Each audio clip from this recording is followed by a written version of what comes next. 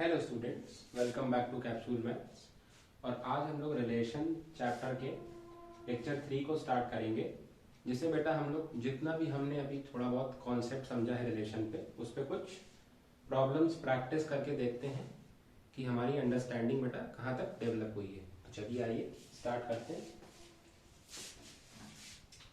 तो एक simple problem से बेटा पहले स्टार्ट करते हैं हम लोग कि हम लोग मान लेते हैं बेटा कि बेटा ए एक सेट है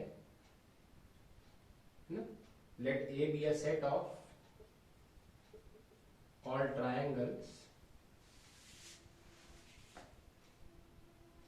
in a plane and let R be a relation in A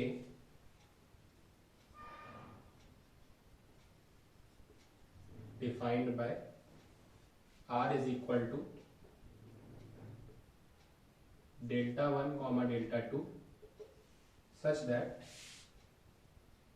delta 1 is congruent to delta 2। बेटा डेल्टा बेसिकली मीन्स यहाँ ट्राइंगल है ना, या ये डेल्टा सिंबल जो ट्राइंगल वाला सिंबल है वो है ये बेटा, है ना। ट्राइंगल 1 ट्राइंगल 2 जो हमारे एलिमेंट्स हैं किसी भी ऑर्डर पेयर में, such that triangle 1 is congruent to triangle 2। तो ये हमारा रिलेशन है बेटा। हमको कुछ नहीं करना है, हमको इतना दिखाना है कि बस R एक इक्विवेलेंस रिलेशन है। Show that R is an equivalence relation। अगर आप लोग को ये क्वेश्चन पहले से ही आता है तो वीडियो पॉज करके इसको ट्राई दे सकते हैं, बाद में रिज्यूम करके वापस मेरे साथ पैरेलली चेक कर सकते हैं अपना। और जिन लोग के लिए ये फर्स्ट टाइम है तो चलिए कैलकुलेशन स्टार्ट करते हैं इस क्वेश्चन की। बेटा कह रहा है कि A जो है एक सेट है सभी ट्राइंगल का जो कि एक प्लेन में पॉसिबल है। तो बेटा ए एक सेट है, जितने भी ट्राइंगल हो सकते हैं, triangle 1 triangle 2 triangle 3 and so on up to triangle n। अगर एक प्लेन में जितने भी बेटा n number of triangles possible हैं, सभी का हमने बेटा सेट ले लिया है, सेट ए। अब यहाँ जो बेटा R रिलेशन है हमारा वो ये है कि एक ट्राइंगल दूसरे ट्राइंगल के कॉन्ग्रुएंट होना चाहिए, और हमको ये दिखाना है कि R एक इक्विवेलेंस रिलेशन है। तो बेटा हमको पता है इक्विवेलेंस रिलेशन होने के लिए क्या चीज जरूरी है। अगर इक्विवेलेंस रिलेशन बेटा हमको देखना है तो इक्विवेलेंस रिलेशन बेटा होने के लिए ये चीज जरूरी है कि रिलेशन बेटा हमारा रिफ्लेक्सिव हो,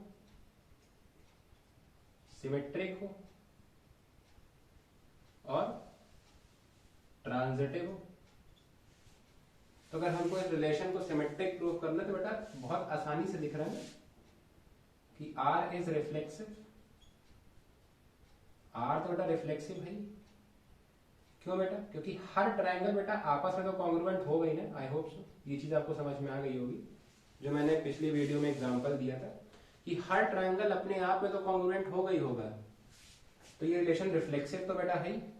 रीजन तो आप लोग लिखिए नहीं, because each triangle is congruent to itself। Okay. Second बेटा हमको प्रूव करना है कि R is symmetric or not। बेटा हमको पता है, लेट्स सपोज कि हमने दो ट्राइंगल्स लिए हैं, ट्राइंगल 1 एंड ट्राइंगल 2। ठीक है।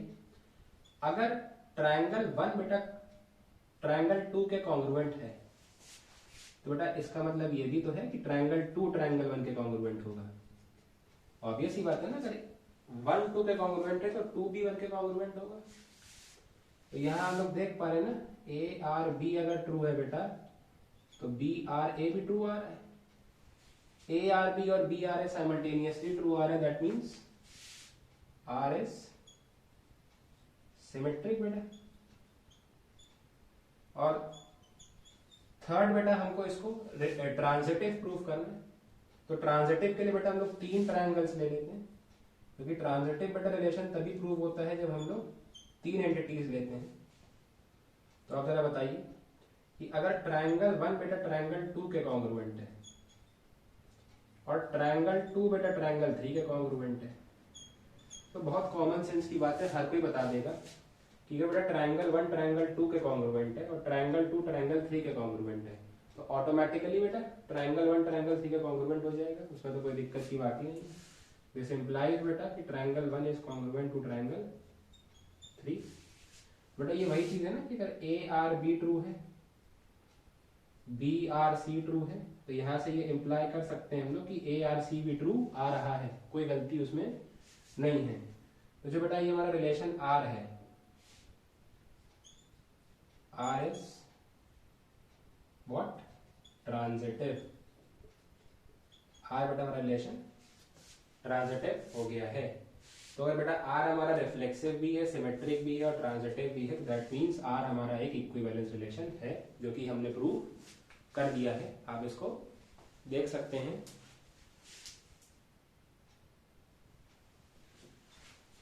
ठीक है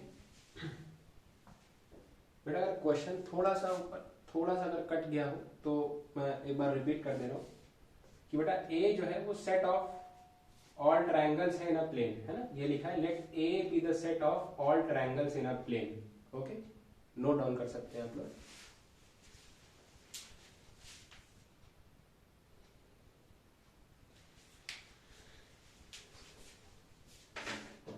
चलिए नेक्स्ट क्वेश्चन पे बोले।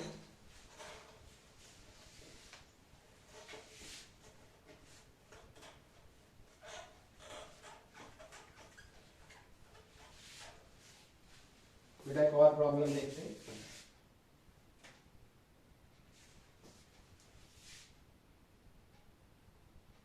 चलिए बेटा एक और प्रॉब्लम देखते हैं। मान लेते हैं इस पर जो सेट बेटा ए है, let A be a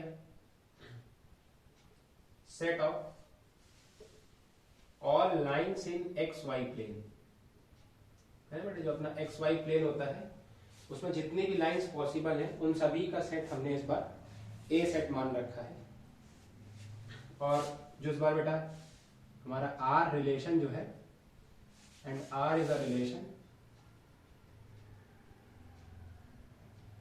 defined on set A as, बेटा आर हमारा रिलेशन दिया है L1, L2, दो लाइंस है ना बेटा, हमने set of all lines in X Y plane को रिलेशन सॉरी सेट ए माना है।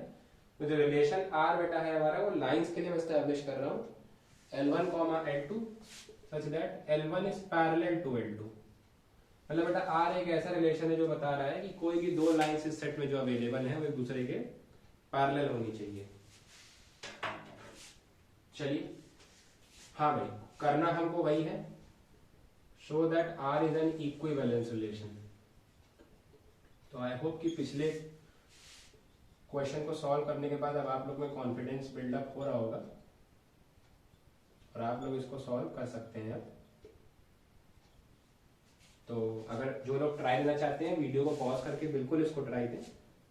जिन लोगों के मन में भी थोड़ा बहुत भी डाउट रह गया है कॉन्सेप्ट को लेके, तो मेरे साथ इस सवाल को सॉल्व कर सकते हैं।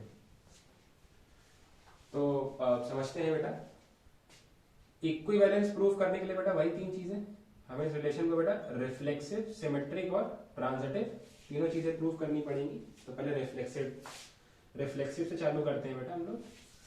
बेटा ऑब्वियस ही बात है, कोई भी लाइन अगर आप चुन रहे हैं पूरे सेट से, है ना, ए एक सेट है बेटा, जैसे हमको पता है ना एक्स वाई प्लेन हमारा, आपको सबको पता होगा, बचपन से देखते आ रहे होंगे एक्स वाई प्लेन, है ना, एक्स वाई कोऑर्डिनेट सिस्टम। बेटा इसमें जितनी भी लाइंस बन रही है ना इस तरीके से, जितनी पॉसिबल लाइंस हैं L1, L2, L3, L4, L5, L6 dot dot dot up to Ln, तो जो बेटा ये जितनी भी लाइंस बन रही है ना इन सभी का जो है जो सेट है हमारा वो सेट ए है।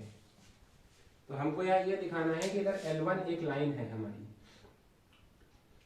तो बेटा क्या L1 एक रिफ्लेक्सिव रिलेशन एस्टैब्लिश कर सकती है? बिल्कुल कर सकती है। L1 क्या, आप इस सेट में से कोई भी लाइन चूज कर लो, हर लाइन अपने आप के तो पैरेलल हमेशा ही होती है, नो डाउट। तो L1 is parallel to L1, या कोई भी लाइन आप चुनेंगे वो अपने आप में तो पैरेलल होगी।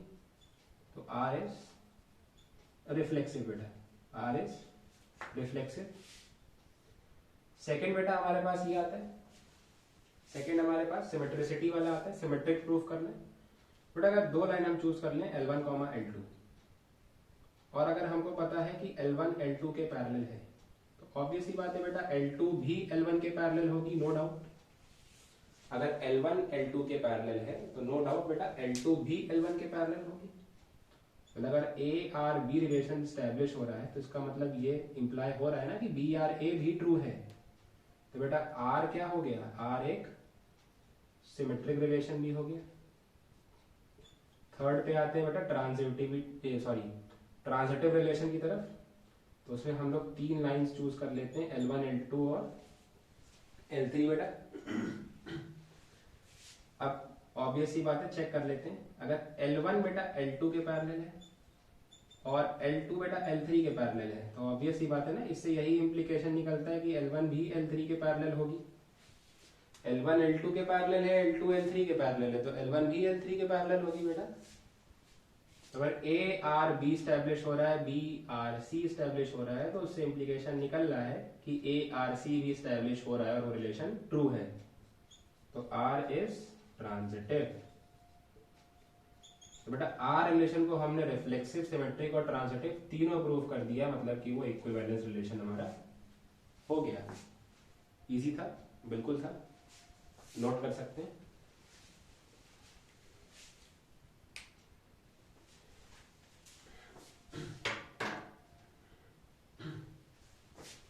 चलिए एक और प्रॉब्लम देखते हैं, आइए।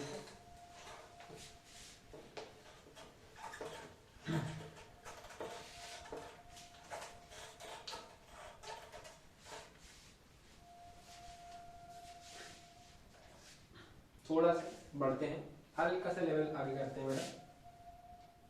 इस बार हम लोग Z को बेटा एक सेट लेते हैं। नंबर सिस्टम में पढ़ा होगा Z इंटीजर्स को रिप्रेजेंट करता है, तो सिमिलरली वही काम हम लोग यहाँ भी करने जा रहे हैं। हम लोग लिख लेते हैं let Z be the set of all integers, ठीक है। और एक रिलेशन R एस्टेब्लिश कर लेते हैं, let R be a relation